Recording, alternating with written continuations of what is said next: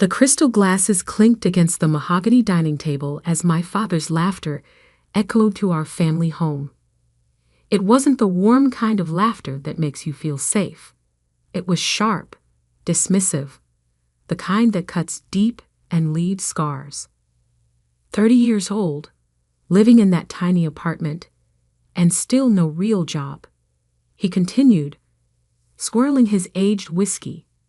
I always knew you'd struggle without proper direction, Sophia, but this is truly pathetic. My sister Victoria dabbed her lips with an embroidered napkin, perfectly manicured nails gleaming under the chandelier light. At least she showed up this time, she said with fake sympathy. Though maybe it would have been better if she hadn't. I sat there, quietly cutting my steak into precise squares, just as I had done at countless family dinners before. Each piece exactly the same size, each movement deliberate and controlled, just like my plan. Tell us again, Sophia, my mother chimed in, her voice dripping with artificial concern. What exactly do you do all day? Surely you're not still working on that. What did you call it? That little online project. The little online project they were mocking had just cleared $50 million in revenue last quarter, but they didn't need to know that. Not yet. Actually, I said, keeping my voice steady, I've been quite busy lately. Just finalized a rather significant purchase. Dad nearly choked on his whiskey. Purchase? What could you possibly purchase? A new coffee maker for that shabby apartment of yours? Victoria snickered. Or maybe she finally bought a professional outfit for job interviews. God knows she needs one. I placed my fork down gently, remembering the stack of papers I'd signed just hours earlier. The acquisition documents for Barrett & Sons, the company my father had worked at for 30 years, the same company where Victoria was now Junior VP of Marketing, the same company that had rejected my application 5 years ago because I wasn't management material. Something like that, I replied softly, taking a small sip of water. Let them laugh. Tomorrow would be interesting enough. My father launched into his favorite lecture, the one about wasted potential and family disappointment. I'd heard it so many times I could recite it word for word. How I'd embarrassed him by dropping out of business school. How Victoria had followed the proper path, climbing the corporate ladder at Barrett & Sons while I played around on computers. What they didn't know was that my playing around had built Nexus Technologies, one of the fastest-growing digital infrastructure companies in the country. I'd kept my name out of the press, used a holding company for public dealings, and let everyone assume I was just another failed startup kid living off family charity. At least tell me you're looking for real work, Dad pressed, his voice growing harder. Barrett & Sons always needs administrative assistance. Though with your track record, even that might be a stretch. I thought about the meeting scheduled for tomorrow morning, about the email that would go out to all Barrett & Sons employees at exactly 9 a.m., about how the company's new owner would be announced, and how my father's face would look when he realized who that owner was.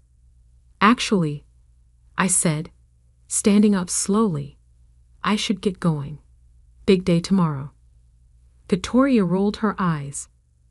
What's big about another day of unemployment? I picked up my purse, a simple leather bag that probably cost more than their monthly salaries combined. You'll see, I said quietly. Thank you for dinner, Mother. As I walked to my car, I could hear them through the open dining room window, their laughter mixing with cruel speculation about my future. I smiled, knowing it would be the last time they'd laugh at me like this. My phone buzzed with a message from Marcus, my COO. Everything set for tomorrow. Board approved the final terms. You ready for this? I typed back a simple yes as I slid into my Tesla Model S, a car I never drove to family dinners. Better to let them think I still took the bus. The drive home was quiet, city lights blurring past, as I thought about the journey that had led here. 5 years ago, I'd walked out of Barrett and Sons after a humiliating rejection interview. Victoria had been on the panel, smirking as she informed me I wasn't qualified for even an entry-level position.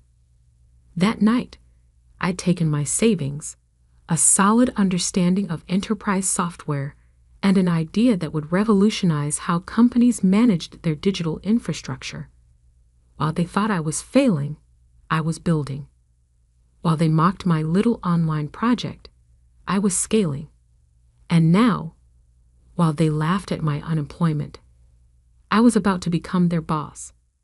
My apartment wasn't actually small. It occupied the entire top floor of a renovated industrial building downtown, with floor-to-ceiling windows and a view that reminded me daily of what I'd built.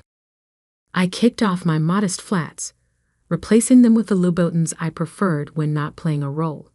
Another message from Marcus. PR team has the announcement ready. Legal says everything's clean. No way for them to challenge the acquisition. I poured myself a glass of champagne I'd been saving for this moment. Perfect, I replied. See you at 8:30 a.m. Settling onto my balcony, I watched the city pulse below. Tomorrow, everything would change. Not just for my family, but for Barrett and Sons itself. The company had potential, but it was stuck in the past, resistant to digital transformation, bleeding market share to more innovative competitors. That's why the board had been so eager to accept my offer. They'd seen what Nexus Technologies could do, how we transformed other traditional companies into digital leaders. They didn't care that I was Richard Barrett's daughter. They cared that I could save their company. My phone lit up again, this time with a message from Victoria. Thanks for gracing us with your pathetic presence tonight. Maybe next time bring some actual accomplishments to discuss. I didn't respond. Instead, I opened my laptop and reviewed the announcement one last time.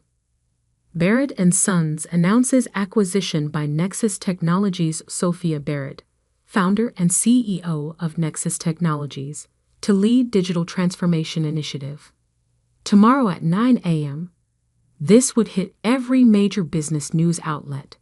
Tomorrow at 9 a.m., my father would learn that his unemployed daughter now owned his company. Tomorrow at 9 a.m., Victoria would discover that her pathetic sister was her new boss. But this wasn't about revenge. It was about potential, both mine and Barrett and Sons. I had plans for the company, innovations that would propel it into the future. The fact that those plans would force my family to finally see me clearly, that was just a bonus. I finished my champagne and walked back inside, catching my reflection in the window. I looked nothing like the meek, uncertain woman my family thought they knew. In my real life, running Nexus Technologies, I was known for being sharp, decisive, and unapologetically ambitious.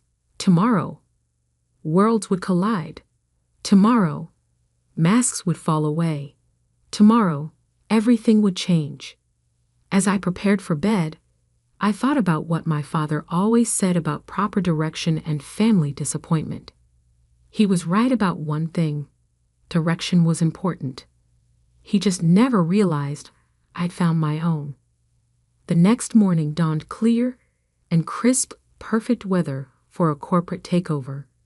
I dressed carefully in a tailored black Alexander McQueen suit, Louboutins clicking against hardwood floors as I gathered my things.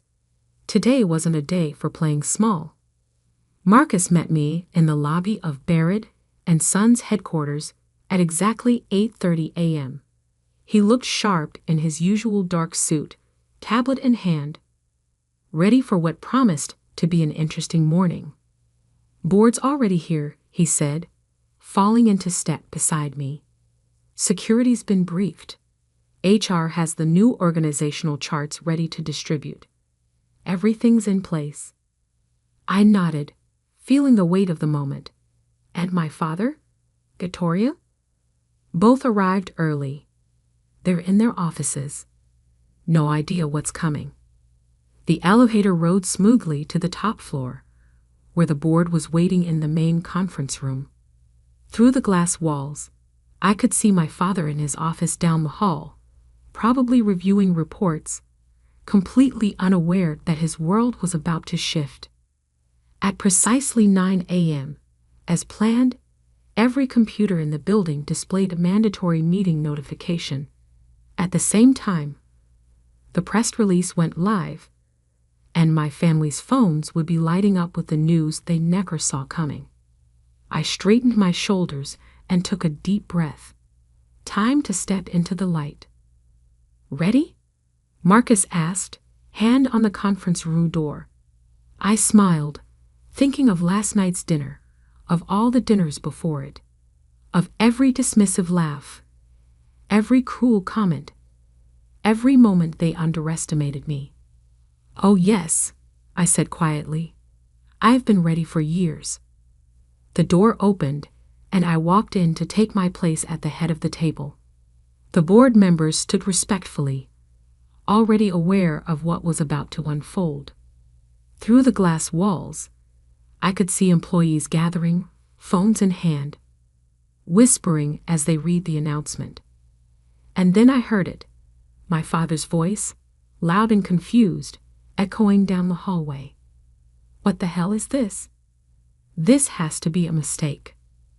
I smiled. The show was about to begin. My father's footsteps thundered down the hallway, each step heavy with confusion and rage. Through the glass walls of the conference room, I watched him approach, his face reddening as he gripped his phone so tightly his knuckles turned white. Behind him, Victoria hurried to keep up, her designer heels stumbling slightly as she tried to maintain her usual composure. My father's footsteps thundered down the hallway, each step heavy with confusion and rage. Through the glass walls of the conference room, I watched him approach, his face reddening as he gripped his phone so tightly his knuckles turned white. Behind him, Victoria hurried to keep up, her designer heels stumbling slightly as she tried to maintain her usual composure. The board members exchanged knowing glances. They'd been prepared for this moment, briefed on the likelihood of a scene. I remained standing, calm and steady at the head of the table, as my father burst through the door. What is the meaning of this? He demanded, thrusting his phone forward. The press release glowed on the screen, my name and title clear as day. Sophia Barrett, CEO of Nexus Technologies? This has to be some kind of joke. I smiled slightly, the same soft smile I'd given at countless family dinners. Good morning, Dad. I see you've received the announcement. Victoria pushed past him, her perfectly arranged features twisted with disbelief. This isn't possible, she sputtered. You're unemployed. You live in that tiny apartment.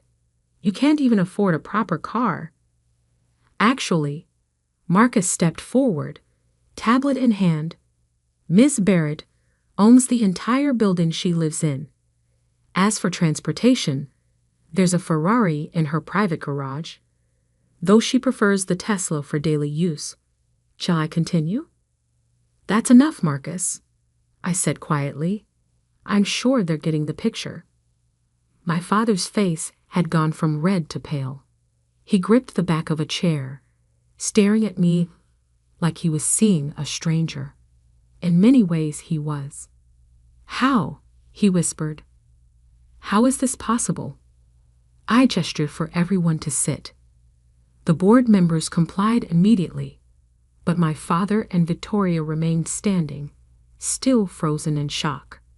It's quite simple, I began, my voice steady and professional. 5 years ago, when Barrett and Sons rejected my application telling me I wasn't qualified for even an entry-level position, I decided to build something of my own. That little online project you've been mocking?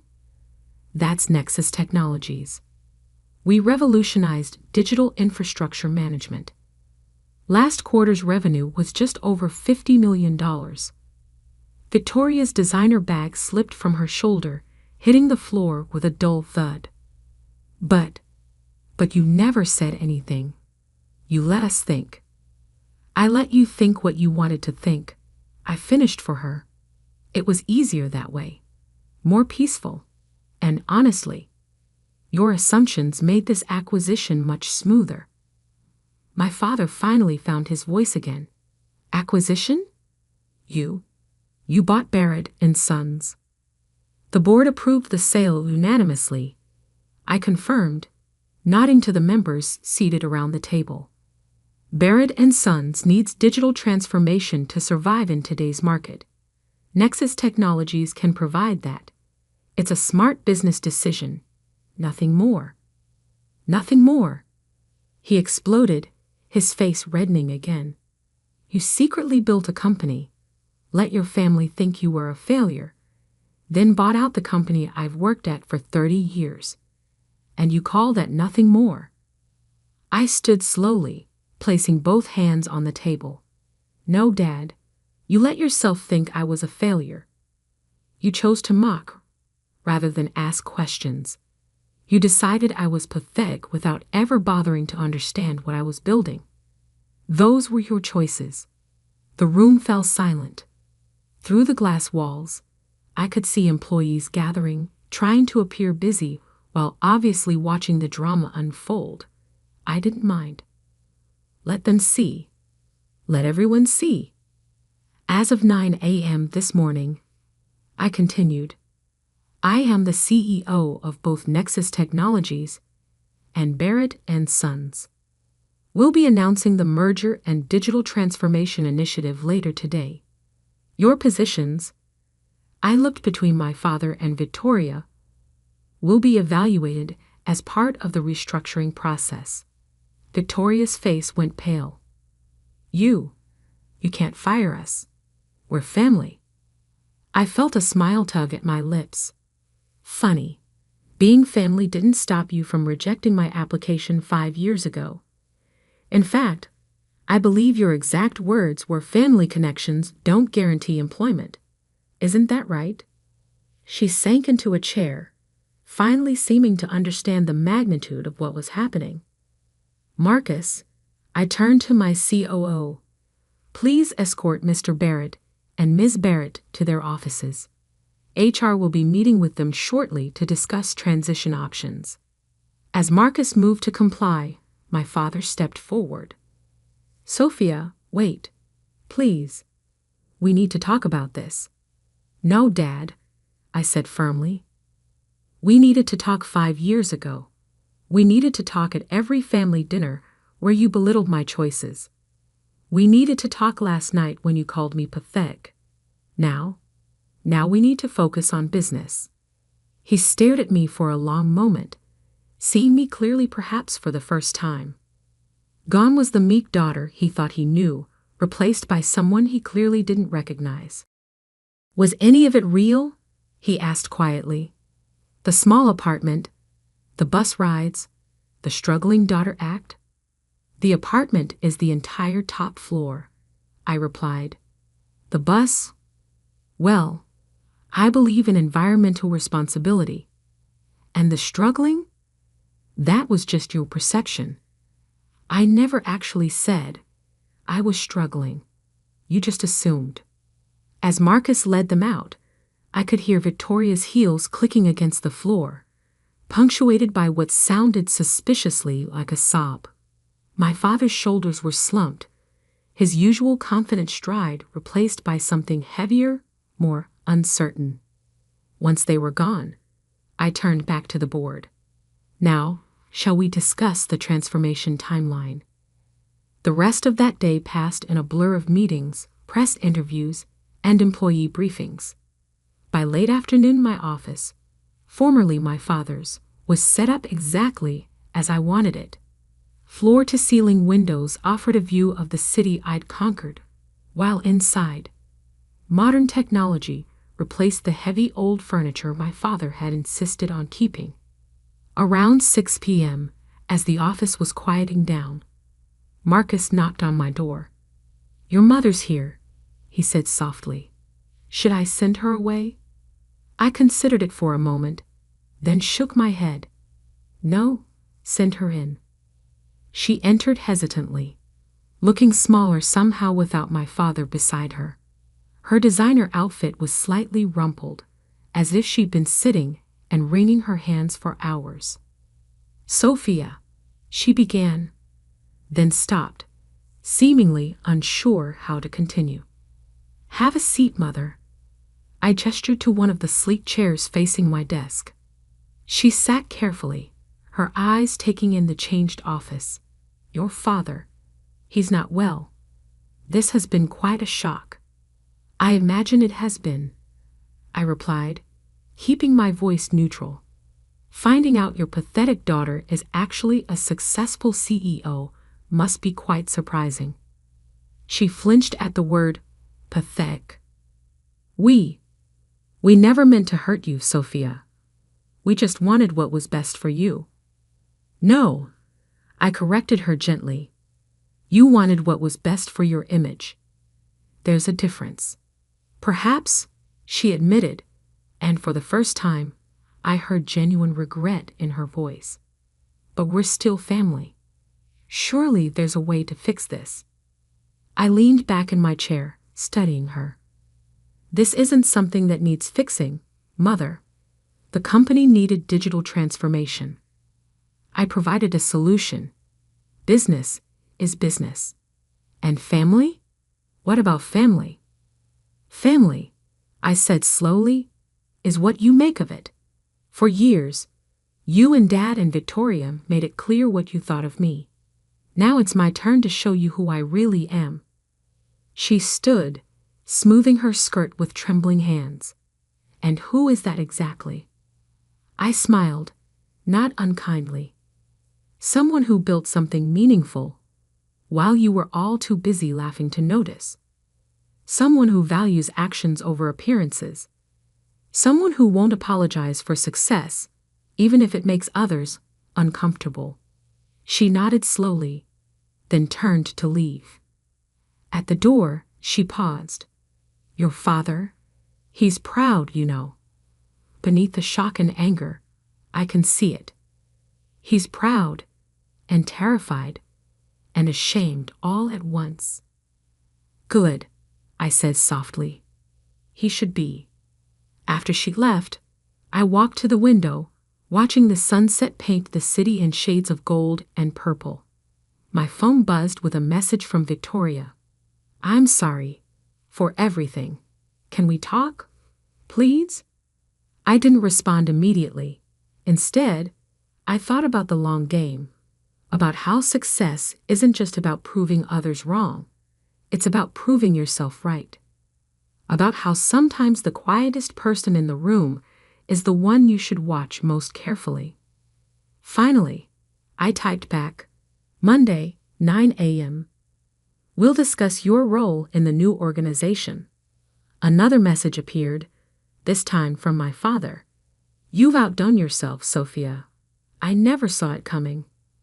I'm sorry I never saw you."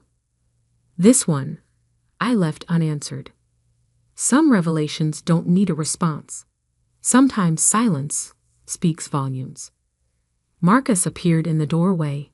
"Car's ready whenever you are, boss." I gathered my things, taking one last look around the office that had once represented everything I couldn't have. Now it was just another milestone on a journey that was far from over. "You know," Marcus said as we walked to the elevator, "I've never seen anyone pull off a takeover with quite so much style." I laughed softly. "It wasn't about style, Marcus. It was about substance, something my family never quite understood." The Tesla waited in the underground parking garage, sleek and silent.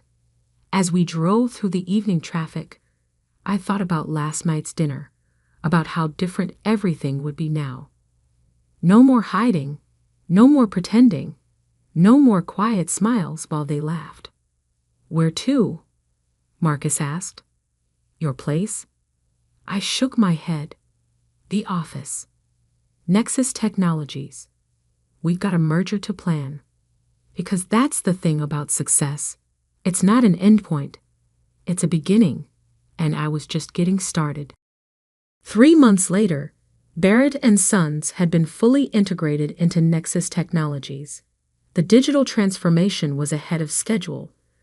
Profits were up, and employee satisfaction had improved dramatically. Victoria had accepted a position in marketing, humbled but determined to prove herself on merit alone. My father had taken early retirement, though he occasionally sent emails with suggestions for the company, some actually quite insightful. Family dinners. We still had them, but they were different now. No more mockery, no more assumptions, no more quiet smiles hiding bigger truths. Now we talked about real things: business, innovation, the future. And if sometimes the conversation got a bit tense, well, that was just part of the new normal. As for me, I kept the simple apartment, though I didn't pretend it was small anymore. I still took the bus sometimes, not out of pretense, but because it gave me time to think. And that little online project, it just kept growing, expanding, transforming. Because that's what happens when you stop letting others define your worth. You define it yourself, quietly, steadily, one success at a time. And sometimes, just sometimes, you get to watch their faces when they finally figure it out.